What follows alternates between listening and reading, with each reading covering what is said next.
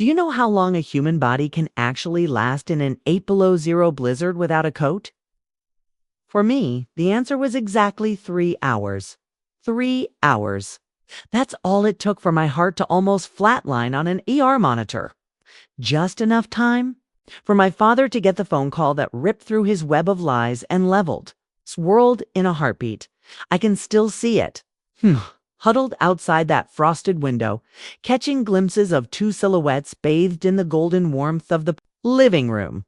I could almost smell the hot soup inside, a cruel contrast to my own breath turning into white plumes of smoke.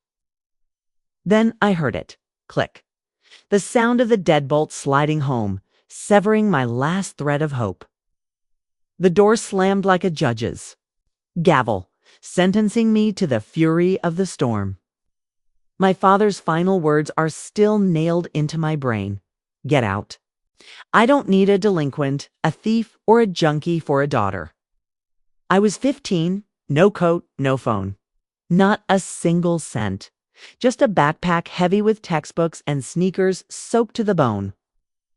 What do you do when your only safety net turns into a brick wall and your only remaining friend is death, lurking in every snowflake? But here's what I didn't know then. I wasn't just kicked out over a misunderstanding. I was the victim of a cold-blooded setup to steal a $150,000 inheritance. My mother left for me, and that perfect older sister sitting in the warmth. She was the one who rigged the trap, praying I'd freeze to death. Exactly 3 hours later, the phone rang. The cold, formal voice on the other end drained the blood from my father's face. But it was too late. A horrific secret was buried under the snow that night. And it took 12 years for the truth to claw its way back to the surface. As for me, the girl who escaped the jaws of death didn't just survive. I'm coming back. And I'm bringing a truth colder than the ice that nearly killed me. I'm Anna Reed. I'm 28 now, sitting in my Chicago apartment, watching the first snow of the season drift past my window. My heart sinks as my fingers trace the shaky handwriting on a letter from a nursing home. After 12 years of silence, my father wants to see me. He says he's dying. He says he's sorry. It's ironic, really. The biting chill and the pure white of a Chicago winter always drag me back to that fateful night in 2012. I remember coming home from school, glowing because I'd just aced my history test. My naive 15-year-old brain was only dreaming of a hot dinner and the book I'd been saving up for. I never thought that less than 2 hours later, I'd be staggering through a lethal blizzard, wondering if I'd ever see the sunrise.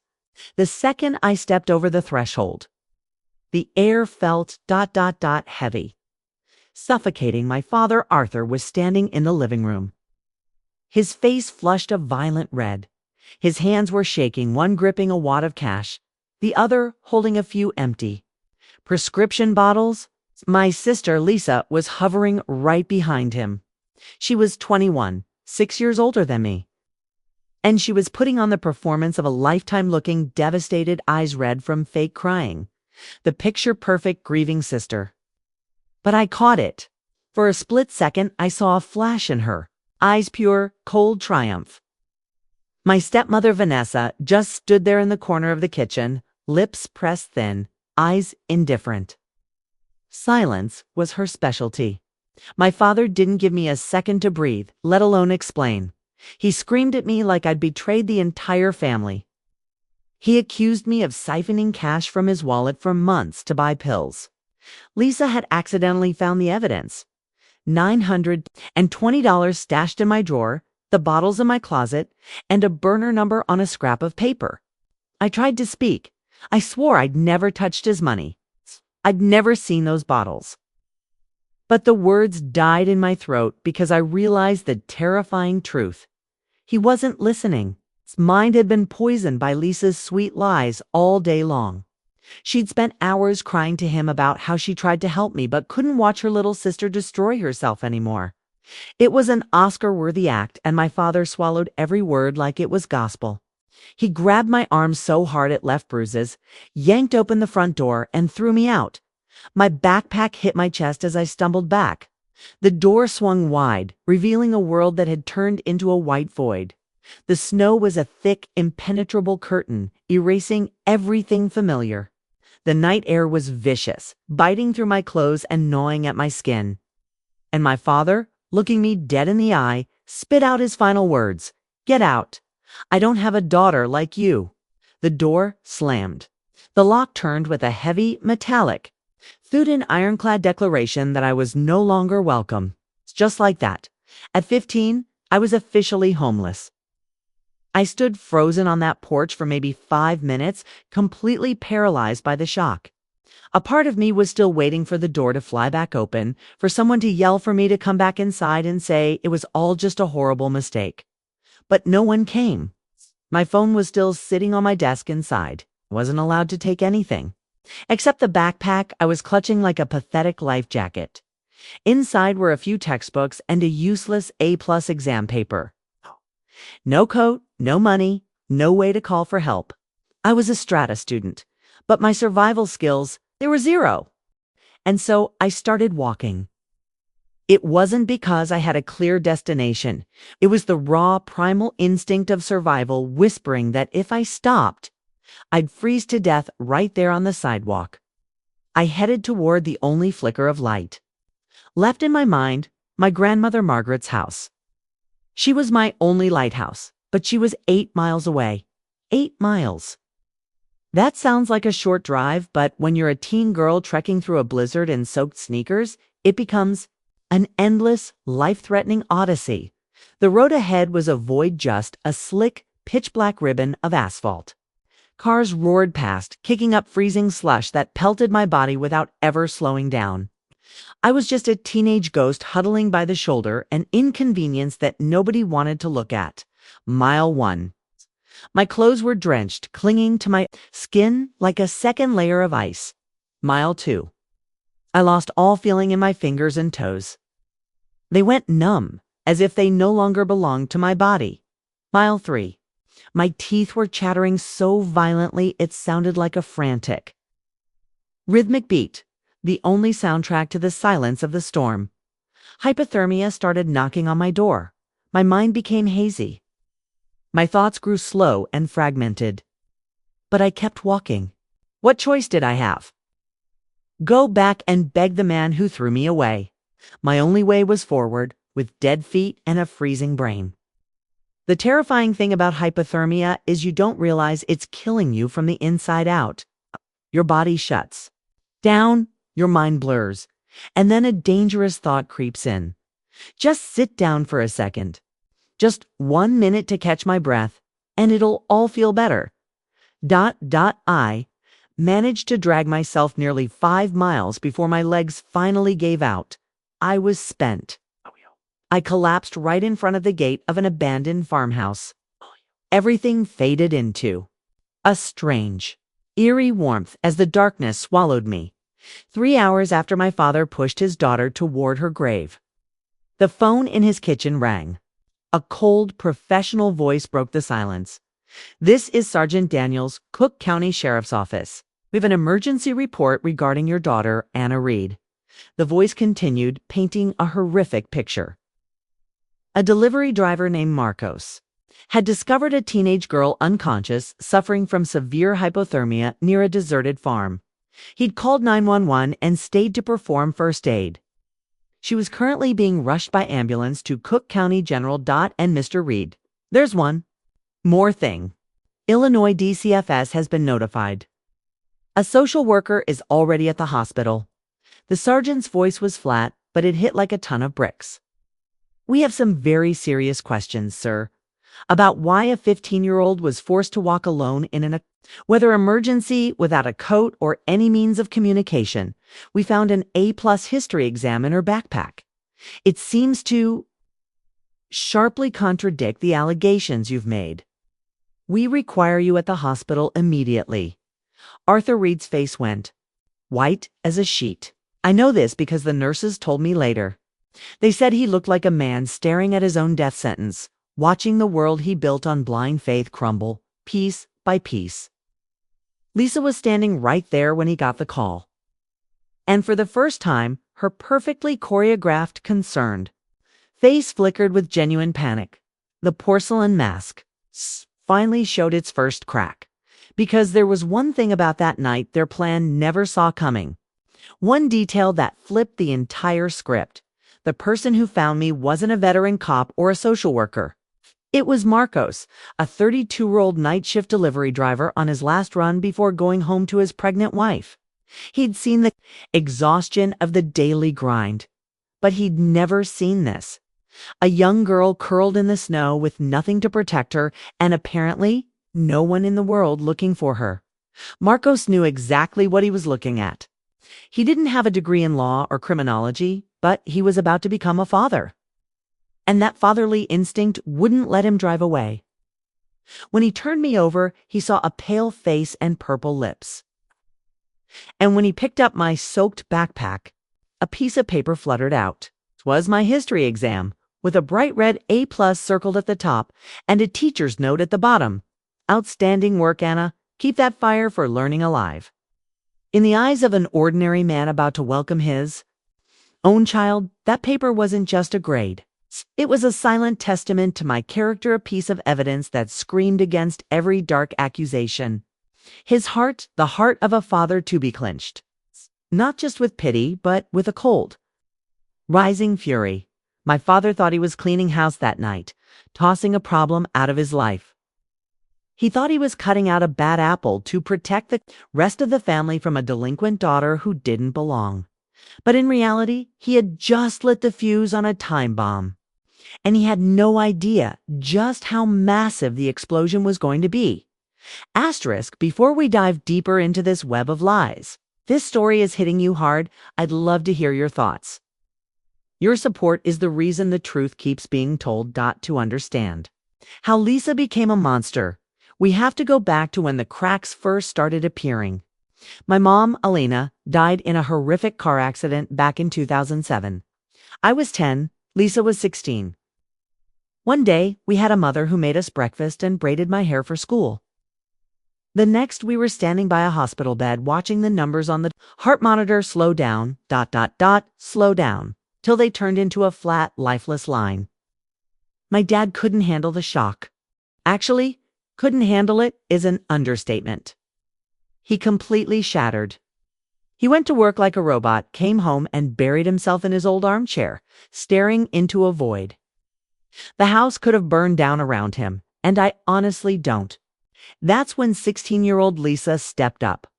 She became the one who cooked, signed the papers, and made sure I got to school on time.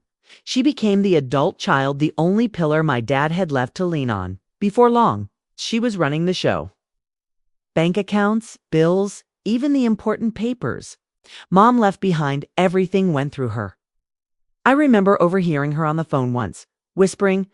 Mom left a lot, but Dad doesn't need to know. Just let me handle it. I was a kid. I didn't get it. Now I do. She was laying the first bricks of a fortress built on lies. My dad praised her nonstop. What would I do without you, Lisa? You're so mature, Lisa. You're the glue holding this. I don't think he ever stopped to ask how she was coping with losing her mother. He just expected her to carry the world. My dad had two major blind spots in his life, his oldest daughter and that raggedy old armchair. Both were rotting from the inside out and needed to be replaced, but he absolutely refused to see it. What no one saw, rather, what my father refused to look at was what happened behind his back. Lisa wasn't just taking care of the family. She was building a tiny kingdom for herself. And in that kingdom, I was the peasant who needed to be crushed. It started small. My homework would mysteriously vanish right before it was due. Field trip permission slips got lost before they hit the teacher's desk. My favorite shirt would shrink in the wash. Then another, and another. Oops, must have been an accident. Birthday invites I sent out. My friends never received them. Lisa was building a case against me, brick by brick, and either one being judged didn't even know I was on trial. She'd go to my teachers with this concerned face, whispering that I was having a severe mental breakdown after Mom died. She told them I was acting out at home and begged them to be patient and keep an eye on me. She painted a portrait of a disturbed child, and because Lisa was so perfect, so put together, nobody questioned a single word. I tried to tell my dad once, just once. I sat him down and tried to explain that Lisa was sabotaging my life, that everything out of her mouth was a lie. He looked at me with this mix of confusion and pure disappointment. "You're just jealous, Anna. Stop making up stories about your sister. It's the only reason this family hasn't fallen apart." After that, I learned to keep my mouth shut. I made myself small, stayed quiet, and just tried to survive until I could get out. 2 years after Mom died, Dad married Vanessa. At first, she was sweet. She'd cook comfort food and try to fit in. Lisa started calling her mom immediately. It was a total power move to solidify her spot as the good, sensible daughter. I couldn't do it. My heart wasn't ready to give that sacred title to a stranger when my own mother's ghost was still so loud in my head.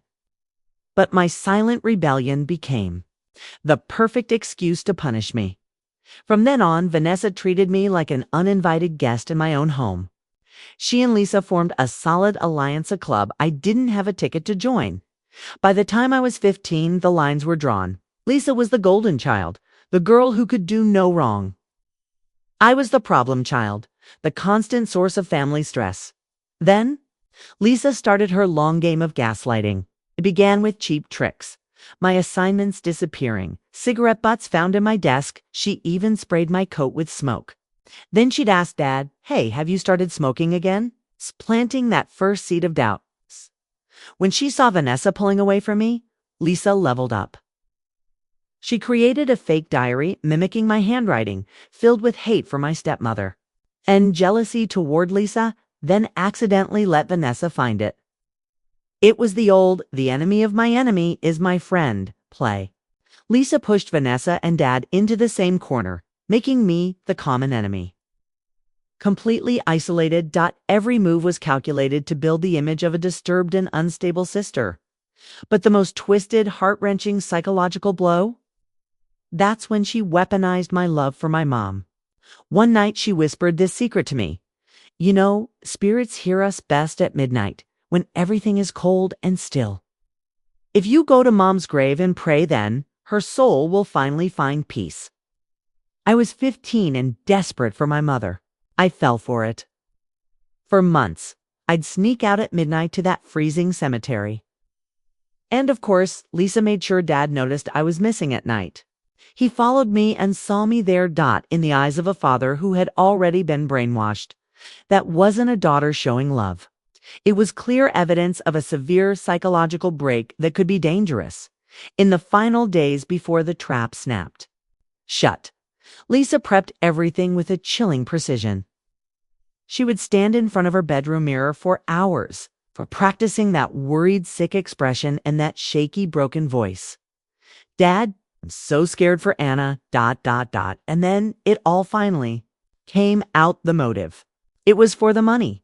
Before she died, my mom left both of us a $150,000 trust fund, locked tight. Lisa had already blown through her half.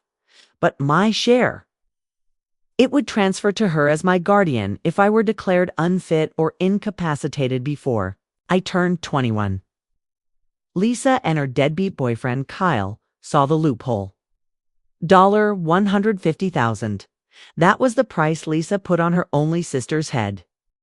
A week before she ruined my life, she started moving. Lisa used Dad's ATM card to pull small amounts of cash. She had the PIN because she ran the household. She gathered Kyle's empty pill bottles, bought a burner phone at a convenience store, and drafted fake texts to herself. On the morning of that fateful day, while I was eating cereal and thinking about my history exam, Lisa snuck into my room.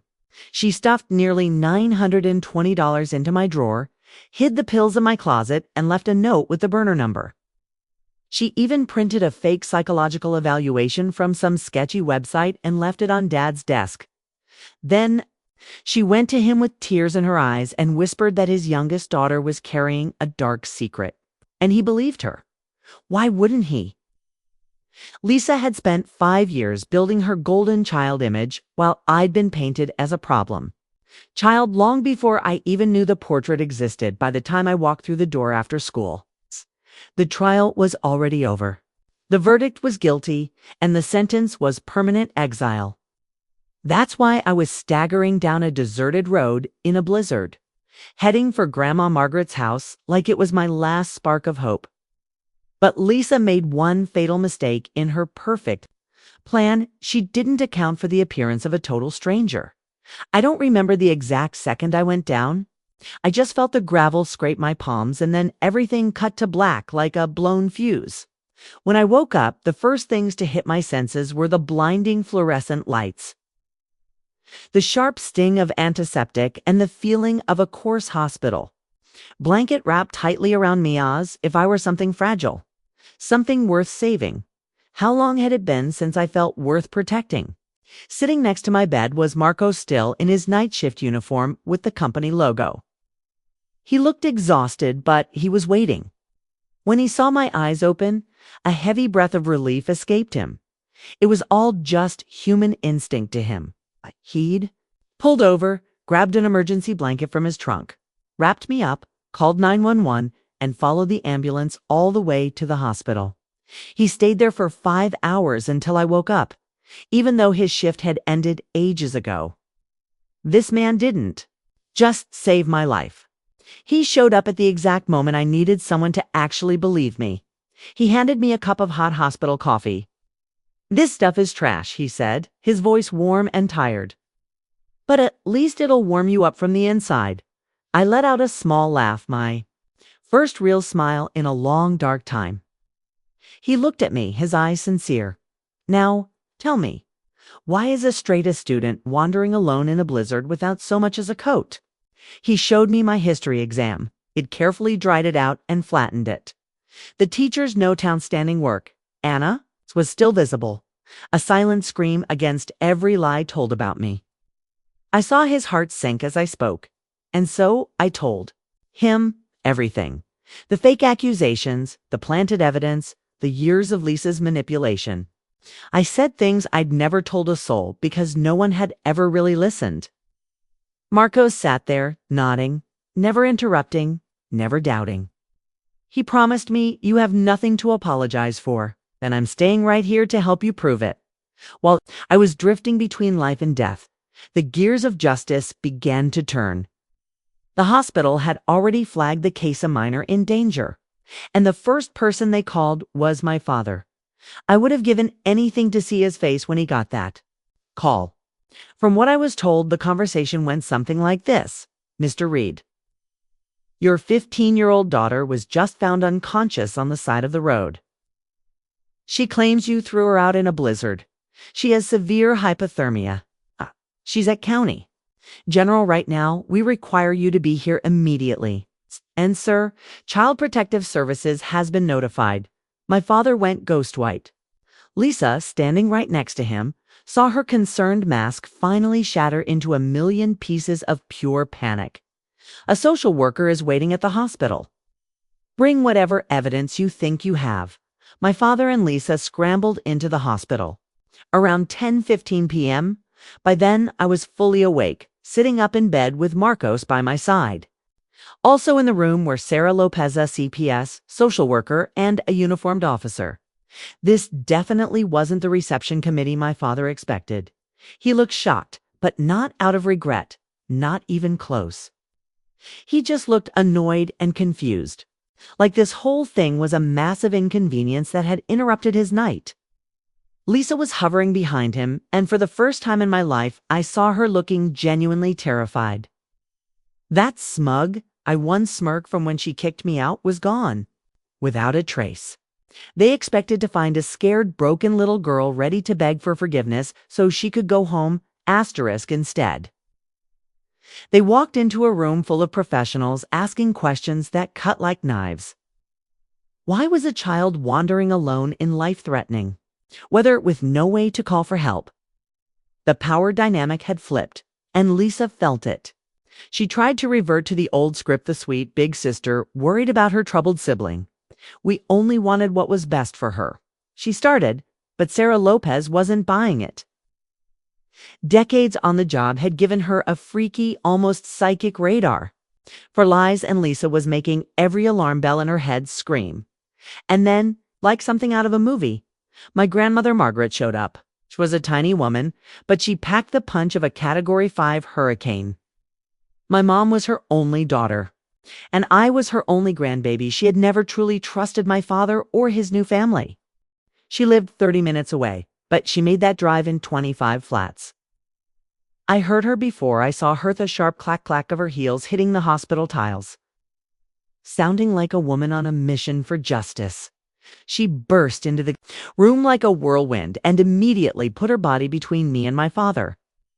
"This is my granddaughter," she declared, her voice ringing through the room. "You again? What did you do this time?"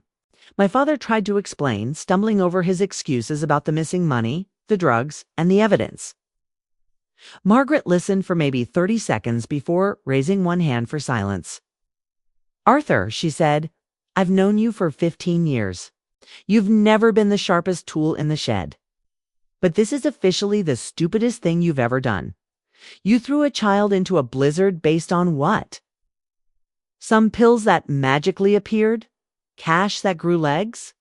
Did you even listen to her?" His mouth opened, closed, then opened again. Margaret just nodded. "I thought so. That was my grandma. She didn't just love you, she went to war for you. And that night, while I was shivering in a hospital bed, Margaret Reeves officially declared war.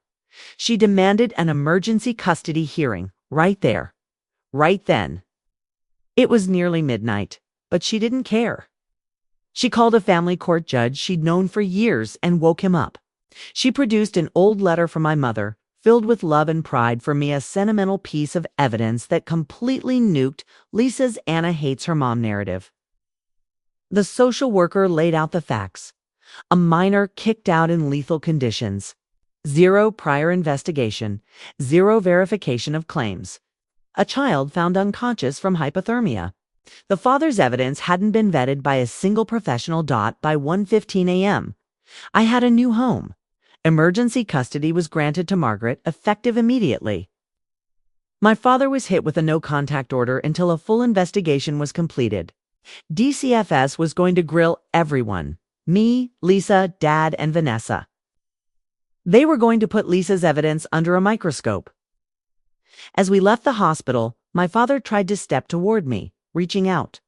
Margaret stepped up, blocking him without a second. Thought, "Don't you touch her." Her voice was like dry ice. "You don't get to speak to her. Your chance at being a father ended the second you slammed that door in a storm. We're leaving." She helped me into her beat-up car, wrapping me in a thick wool blanket. Even though the heater was already blasting, I looked at her, tears finally spilling over. "Grandma, ... I have nothing. No clothes, no stuff, ... She just patted my hand, her eyes fierce but tender.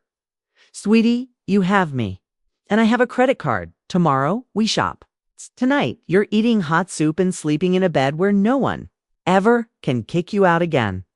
That was day one of my new life. Margaret's house had 3 non-negotiable rules. Breakfast at 8 a.m. Homework done before TV, and never bother her until she's finished her second cup of coffee. It wasn't fancy, but it was warm, and it felt like home. For the first time in years, I could actually breathe. But the story was far from over. 2 weeks later, the DCFS investigator called my grandma. "Ms. Reeves," Sarah Lopez said, "you might want to sit down for this. We've been looking into the evidence Mr. Reed provided. The timelines don't match up, and we got our hands on some security footage. It tells a very different story." Lisa's perfect plan was starting to crack, and she had no idea the tsunami that was about to hit her.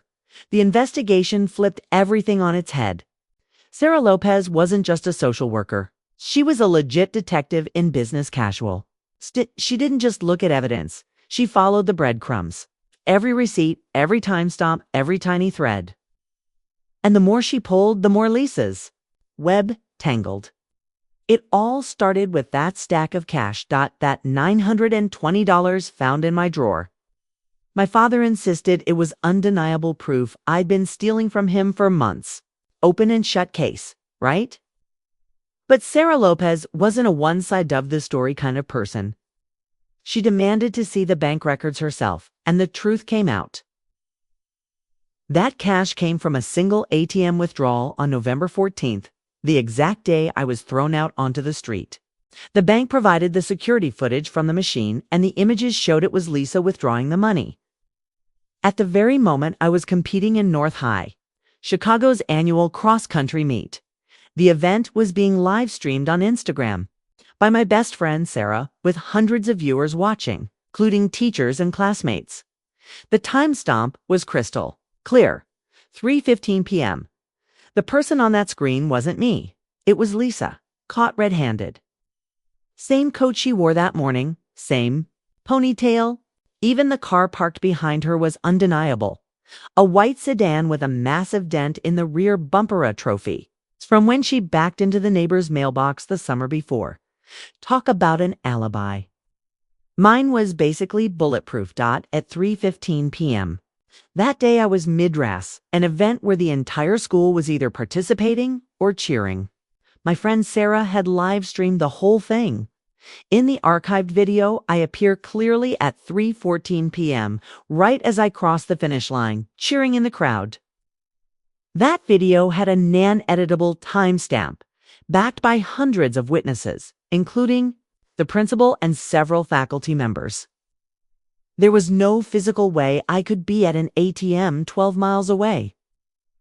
It was a physical impossibility. How could I be in two places at once? Lisa thought she was a criminal mastermind, but you need an actual brain to pull that off. She used Dad's ATM card but forgot that every bank has surveillance cameras. She withdrew the cash in broad daylight. Without even checking my schedule, she bought the burner phone at a convenience store just 2 blocks from her gym. Right in front of the lens, wearing her workout gear with her car parked right outside. Some criminals wear masks. Lisa wore yoga pants and got caught because she was too lazy to drive more than 10 minutes away. Then came the pills. Those bottles stashed in my closet were traced back to a prescription written for Kyle, Lisa's boyfriend. Kyle, the guy with a million get-rich-quick schemes and zero legitimate income. They were prescription psych meds bought at a pharmacy on Oak Street. Sarah Lopez called them up and found a detail that was a total dead giveaway. Kyle had reported those meds stolen. He'd even filed a police report claiming someone broke into his car to take them, a model citizen, right? Only one problem.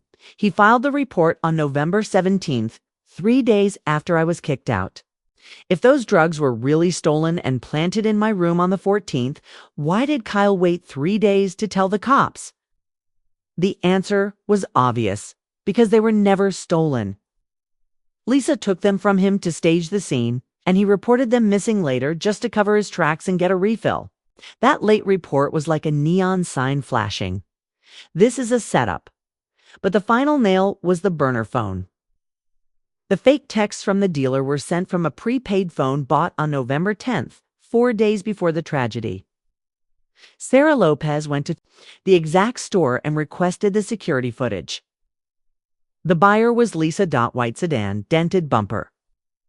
Same car, same woman, a straight line of breadcrumbs leading right back to my sister. As the investigation went deeper, an even darker picture emerged. Sarah started digging into the family's financial records.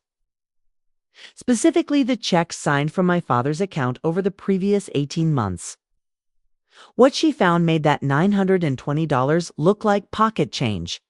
Someone had been forging my father's signature for over a year and a half. Started small, $50 here, $100 there, but it added up. The money was being funneled into accounts linked to Kyle. The total amount stolen, nearly $1,000. Lisa wasn't just framing me. She'd been bleeding my father dry for years, and she needed to get rid of me before anyone noticed the missing numbers. My grandmother, Margaret, wasn't about to let this slide. She hired a lawyer with 30 years of experience, a man who had known my mother, Elena, since they were in school together. When Margaret explained everything, the lawyer's face went cold, the kind of cold that makes you glad he's on your side.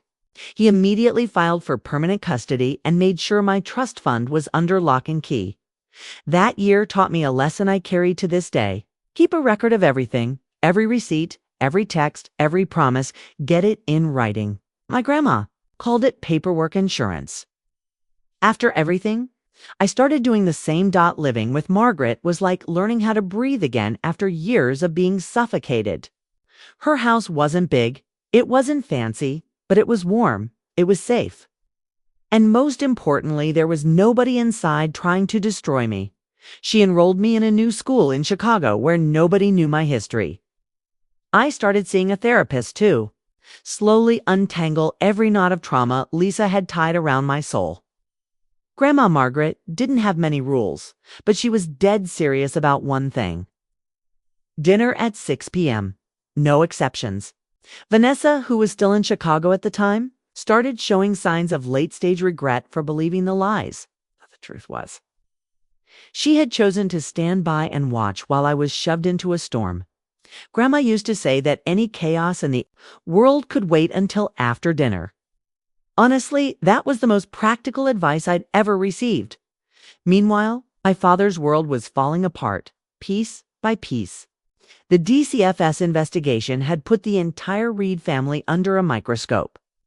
Arthur was interrogated over and over, each session leaving him more drained and disoriented. How could he have missed so much? How could he have been so blind? Vanessa had moved to the guest room. Her conversations became short, tense, and filled with unspoken blame. Lisa was losing it. Her phone calls with her lawyers would drag on until 2 or 3 in the morning, her screams piercing through the thin apartment walls. Vanessa told me later that she once caught Lisa standing in front of the bathroom mirror, gripping the sink so hard her knuckles were white, staring at her reflection and muttering, "No, ... It can't end like this. ... She claimed the DCFS agents were biased. The bank video was a misunderstanding. Kyle's pill records were in error. The crown of the golden child was slipping off her head and she couldn't take it. My lawyer, Leonard, spent months building a case as solid as a fortress. Bank records, surveillance footage, pharmacy logs, phone receipts. He gathered statements from Marcos, my teachers, and the neighbors, the ones who had noticed Lisa's car coming and going at strange hours. Even a few of Lisa's old friends stepped forward. It turned out she had burned every bridge she'd ever crossed, and people were more than willing to share stories of her lies, her manipulation, and her cold-blooded cruelty. Finally, March 2012 arrived. The court hearing began. I had been living with Grandma Margaret for 5 months. I'd gained weight, the healthy kind that comes from actually eating and sleeping through the night. I made the honor roll at my new school. I was starting to remember what it felt like to be a normal teenager, but walking into that courtroom, I felt like that 15-year-old girl all over again. Terrified, and wondering if anyone would believe me. Grandma Margaret squeezed my hand.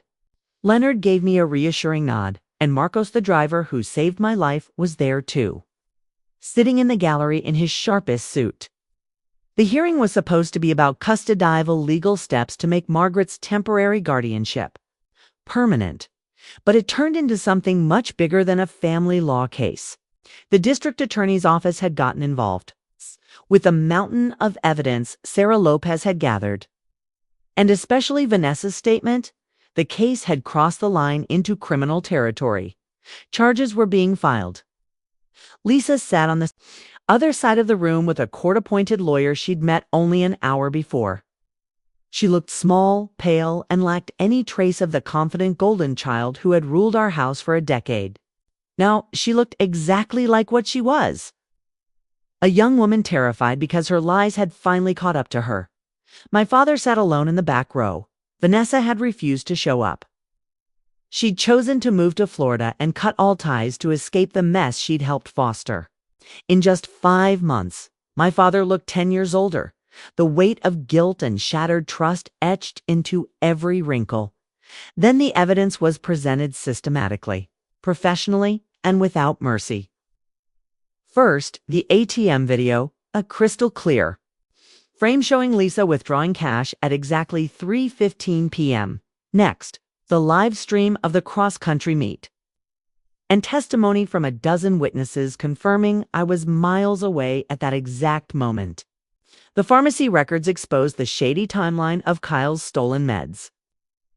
And then the security footage from the convenience store showing Lisa in her gym clothes, buying the burner phone she thought she'd erased every trace of.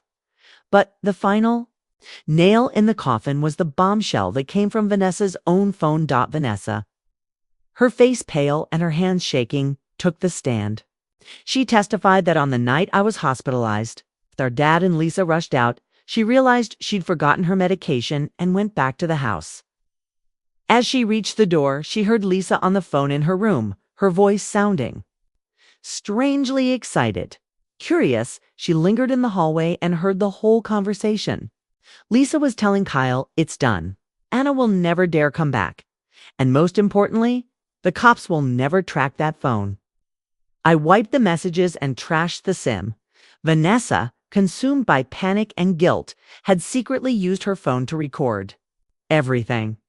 The very next morning, she went straight to the police station, handed over the recording, and provided every single detail about Kyle, his name, address, even the aliases he used for his shady deals. That lead was the smoking gun.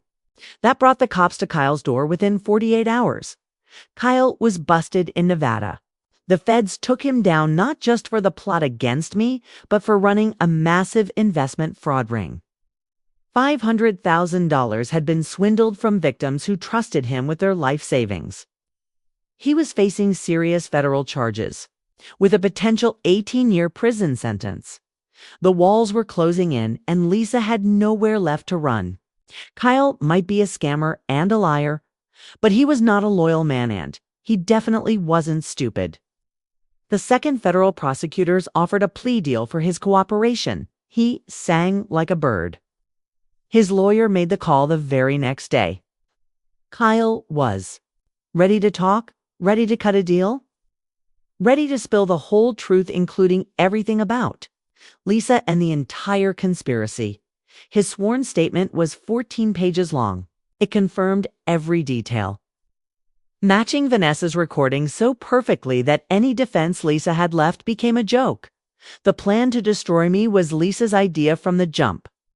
She'd been bleeding my father's accounts for 18 months to funnel money to Kyle's investments. When she realized the embezzlement was getting too hard to hide, she decided she needed a scapegoat. And that scapegoat was me. But according to Kyle, Lisa's motive wasn't just about the money. In their late-night venting sessions, Lisa had revealed a jealousy that had rotted her since childhood. She was convinced our mom Alina loved me more. Lisa remembered how Mom always hugged me longer, the way she whispered bedtime stories only to me, and the silver bracelet, her only heirloom, given to me just before she passed. She left all her love to that brat, Lisa once told him, her voice dripping with resentment. While I was just a shadow in my own home, stealing that $150,000 wasn't just a theft. For Lisa, it was a symbolic takeover, snatching the last bit of property left to the favorite child, while destroying my reputation to erase the good daughter image Mom was so proud of. She calculated that I was the perfect target, the problem, child who didn't fit in, the one nobody wanted to believe. She told Kyle that throwing me into a rehab facility would solve two problems at once. She'd have someone to blame for the missing cash, and she'd gain access to my trust fund as my legal guardian. That was the money she planned to use to punish me for the crime of being loved more by burying me in a psych ward, drugged up and stripped of my dignity. Kyle documented it all. The planning sessions, the pills he supplied, the burner phone Lisa bought, and the exact morning she snuck into my room to plant the evidence. He even handed over text messages from the days leading up to the storm. Messages that proved this wasn't an impulse. It was a cold, premeditated hit. The last line of his statement still haunts me. Lisa said her sister was a nobody who wouldn't fight back. She was wrong. 18 months of forged signatures, nearly $25,000 stolen. And Kyle's testimony read word for word into the record when it was Lisa's turn to take the stand. She still tried to cling to the old script, acting confused, innocent, and deeply worried about her troubled little sister. The prosecutor didn't hold back. "Ms. Reed," she said, holding up the photo from the ATM. "Look at this picture. While your sister was running in a school meet, being live streamed in front of hundreds of people. What were you doing with your father's debit card?" Lisa stammered, her face flushing red before turning deathly pale. The perfect mask, finally, shattered under the light of justice. "Ms. Reed, is this you standing in front of a Wells Fargo ATM on the afternoon of November 14th at 3:15 p.m.? Lisa struggled to swallow. She stared at the photo of herself, clear as day. I was just getting cash for groceries. Groceries." The prosecutor nodded slowly, her voice dripping with sarcasm. $920 in cash for a grocery run. And you forgot to mention this withdrawal to your father, even though later that night you claimed your sister had stolen that exact amount. A heavy silence filled the room. "And look at the location of this ATM," she continued, her voice cold as ice. "It's 12 miles from Anna's school." Meanwhile, an Instagram live stream shows Anna crossing the finish line at 3:14 p.m. with a timestamp. That cannot be faked. How do you explain a teenage girl being in two places 10 miles apart in the same minute? Dead silence. Lisa's lawyer tried to object, but there was nothing to argue. The evidence was too loud. The truth didn't care about her performance or her pathetic denials. Then they called Vanessa. My stepmother took the stand, looking like she wanted the floor to swallow her whole. She had spent years staying quiet, staying out of it, not wanting to get involved. But this was a court of law, and she was under oath. Staying silent was no longer an option, the prosecutor asked. "Vanessa, about the morning of November 14th, was there anything unusual?" Vanessa's voice was shaking, barely a whisper. Lisa, ... Lisa snuck into Anna's room that morning, around 6:30. She said she was looking for a hair clip. And did she come out with one? No. She came out empty-handed. Did you notice anything else in the days leading up to it? Vanessa closed her eyes tight, as if bracing for a physical blow. 3 days before, I overheard Lisa on the phone with Kyle. She said, ... The plan is complete. And then she laughed. The entire courtroom froze. When they called my father to the stand, I almost felt pity for him almost. He had to explain why he threw a 15-year-old child into a blizzard without ever verifying the accusations. He had to admit he never looked at his bank statements. He never once wondered why Lisa had suddenly discovered all that evidence. He never once asked me for my side. His voice broke. I just ... I trusted her too much. She was the oldest. She was always the model child. I thought ... He couldn't finish the sentence. Judge Elizabeth Carter, a woman who had sat on the bench for 30 years, was all too familiar with families torn apart by greed and pride. But even she seemed to recoil at what she was hearing. Her words cut through the air, cold and sharp. "Mr. Reed, trust is no excuse for cruel negligence. You expelled a minor into life-threatening weather conditions based on unverified allegations. You made zero effort to find the truth. You chose to believe one child and discard the other without evidence or reason. Losing even your most basic fatherly instincts. That isn't parenting. That is abandonment." My father sat there, his face turning to ash as she continued.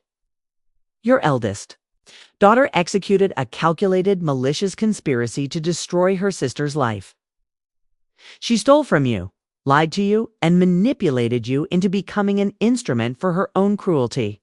And you let it happen because believing the easy child was more convenient than actually protecting the one who needed you. The sentence for Lisa was heavy twad: fraud, theft, filing false police reports, and child endangerment. Lisa was held for several months awaiting trial. The result? 3 years of probation, 5 years of community supervision, in order to pay back every cent stolen, and a permanent restraining order. The court also issued a permanent no-contact order.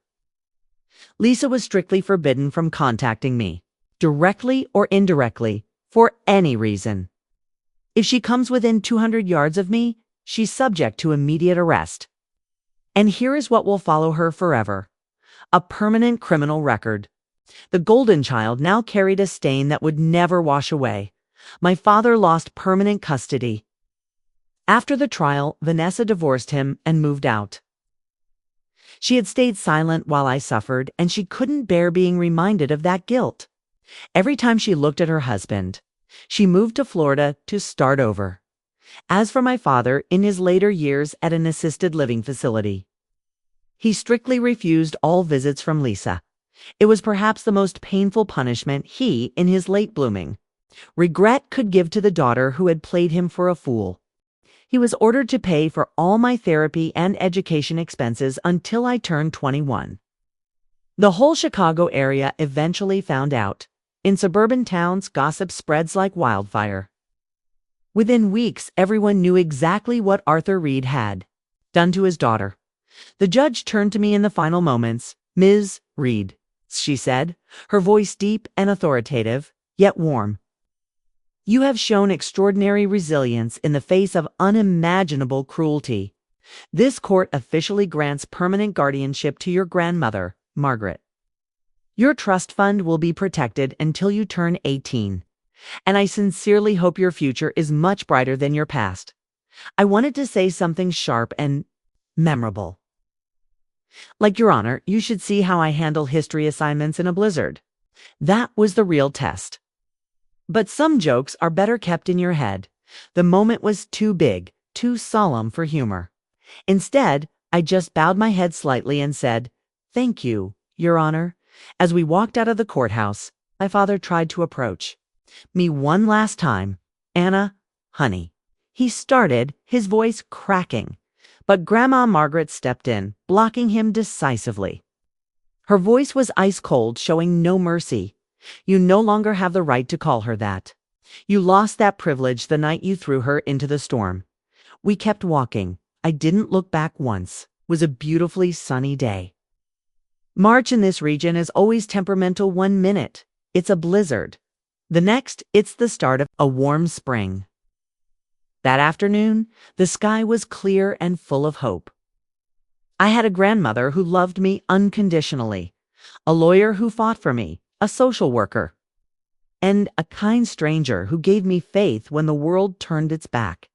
Finally, I had a real future. But some stories don't end in the courtroom. There is still one final chapter. More than a decade has passed. It is now, December 2025.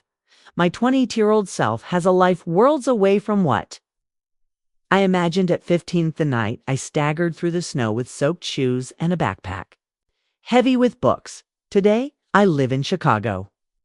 My apartment has a view of Lake Michigan, where the morning sun always floods through the windows. I made a choice for myself. I am a financial analyst now. The job is steady, and the people are kind. I climbed the ranks from an intern, and every time I get a promotion, it feels like I'm taking one more step away from the ghost of my past, and I'm engaged. My fiancé's Ethan, a pediatrician with a heart of gold. We met at a fundraiser for Second Chance Home, a nonprofit that supports teens who have been kicked out or abused. I was invited to share my story, and he was a volunteer doctor doing checkups for the kids. After my speech, while rushing to grab some handouts, he accidentally spilled juice all over my dress. He spent 15 minutes apologizing until he finally made me laugh so hard I forgot I was even annoyed. Maybe that's how the universe works, bringing to people, hey, who have seen so much pain together in a space meant for healing. We're getting married next spring. Life is truly, truly good. Still, that letter showed up. It was sent to my grandma's house in Chicago. Margaret still lives there, sharp as ever at 81, still living by her 3 iron rules. Breakfast at 7 a.m., work before play, and no small talk before the second cup of coffee. She called me, her voice careful and neutral, the way she always is when she wants me to make my own choice. I drove to her house that weekend. It was a plain white envelope, cheap paper with scribbled, shaky handwriting I almost didn't recognize. The return address was Pinot View Care, a nursing home, about an hour away from the town where I grew up. I opened it at her kitchen table, next to a cup of coffee that was slowly going cold. Dear Anna, the letter began. I know I have no right to ask anything of you. I know you have every reason to throw this away without reading it. But I'm writing. Anyway, because my time is running out and I need to say this before it's too late. I'm at Pinot View. Stroke 2 years ago left my left side paralyzed. Vanessa left a long time ago. She took half the assets and moved to Florida with some man she met online. The old house is sold. There's nothing left of the life I thought was perfect. Lisa came to visit me last week. I wouldn't let her in the room. I can't look at her face or hear her voice without remembering what I did because of her lies. You are the only person. I want to see the only person I owe a sincere apology to. I was a terrible father. I failed you in the worst way a father can fail. I believed a lie over the truth. I chose fake peace over justice. I threw you away like you were worthless. I know you owe me nothing. But if you can find it in your heart to come here, just once, I want to say I'm sorry to your face before it's too late. Your father, Arthur. I sat in silence for a long time. The coffee went cold. The late afternoon sun stretched across the wooden table. Grandma Margaret didn't say a word. She just waited patiently, as she always did, for me to find my own way. 13 years of silence. 13 years of building a life without him. Did I owe him anything? The answer was no. But then I thought of my mom. I thought of the woman she hoped I would become before she died. I thought about breaking the cycle of pain instead of feeding it. I decided to go. Not for him, but for me. The nursing home was exactly what I expected. Blinding fluorescent lights. Floors that smelled like industrial cleaner trying to mask the scent of endings. My father's room was tiny. A single bed, one small window, and a wall-mounted TV playing a dull show no one was watching. He looked fragile and gaunt, as if he had aged 20 years past his 71. The stroke had stolen his vitality, leaving behind a frame that was thin, gray, and strangely small. He started crying the moment his eyes met mine. For the first few minutes he couldn't find the words, just sitting there with silent tears streaming down his face. I stood in the doorway, wondering if coming here was a mistake. Finally, he found his voice. He apologized over and over again, his words broken and repetitive from the stroke's lingering damage. He said he was blind, foolish, and cruel. He said losing me was the biggest mistake of his life. He said he thought about that November night in 2012 every single day, every night, every time it rained. I let him finish, never interrupting, and never offering comfort. Then I said what I needed to say. I forgive you. His face relaxed, the tension seemed to melt away. But I want you to understand what those words mean, I said, pulling a chair close to the bed and looking him in the eye. Forgiveness doesn't mean I'll forget. It means I choose not to carry this anger in my heart anymore. It's too heavy and I don't want you taking up any more space in my heart. You pushed me into a storm because you believed a lie. You didn't believe it because the evidence was good. You believed it because it was easier. Because Lisa made you feel proud, while I only reminded you of what we lost when Mom died. You chose a comfortable lie over your own daughter. I built an entire life without you, Dad. I paid for my own education. I built my own career. I'm marrying a man who would never lock me out in a rain shower, let alone a blizzard. I am happy, but you have to live with what you did. That isn't my burden anymore. Now it's yours. He just nodded, tears still rolling down his face. I know, he choked out. I know, I just needed you to know that I am truly, truly sorry.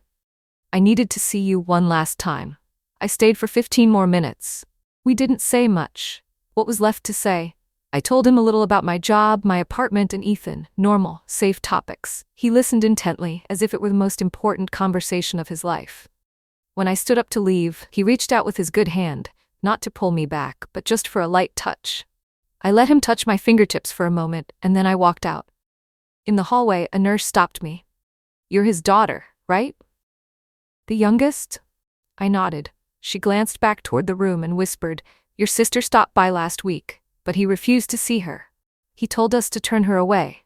I froze. He didn't want to see Lisa? The nurse shook her head, saying he only had enough strength to apologize to one daughter, and it wasn't her. He had been very emotional, saying he couldn't look at her without seeing the whole web of lies. I didn't know what to say. After all those years of being the outcast, the troubled child, the one who was never good enough, my father had finally officially cast out Lisa, the golden child, the one he had trusted completely. It was too late to change anything, too late for a happy family reunion. But something shifted in my chest. It wasn't exactly forgiveness, because I had already given that away. It felt more like closure, like the final page of a heavy book was finally being turned. I walked out of the nursing home into the golden November sun. Same month, but different weather, different life. 13 years ago in Chicago, November meant rain, betrayal, and hypothermia. Today, November meant falling leaves, the scent of cinnamon, and the memory of the day my real life began. Some storms don't come to destroy you, they come to clear your path. That fateful night, I lost a house, but I found a home. I lost an unworthy father, only to find a grandmother who cherished me. I lost a sister who never loved me, and in the process, I found myself. Ethan was waiting when I got back to Chicago. Takeout containers were on the table, an old movie was queued up on the TV, and he gave me that look of total understanding he always has when he knows I need space to process. "You okay?" he asked. I dropped my keys on the table and leaned into him. "I think it's finally over," I said. "I think I can let it go now." He held me tight and didn't ask a single follow-up. That's why I love Ethan. He knows when to push and when to just be there. Next spring, we're getting married at Grandma's house in Chicago. A small ceremony, just close friends and good food. Grandma Margaret already started the menu, and you can bet there will be pot roast. Somewhere out there. Lisa is probably working a night shift wondering where her life derailed. My father is in a nursing home, alone with his regrets. Vanessa is in Florida, pretending we never existed. But me? I'm right here. I have a career I built with my own 2 hands, a partner who loves me, and a grandmother who will probably outlive us all out of pure spite. And yes, I finally framed it.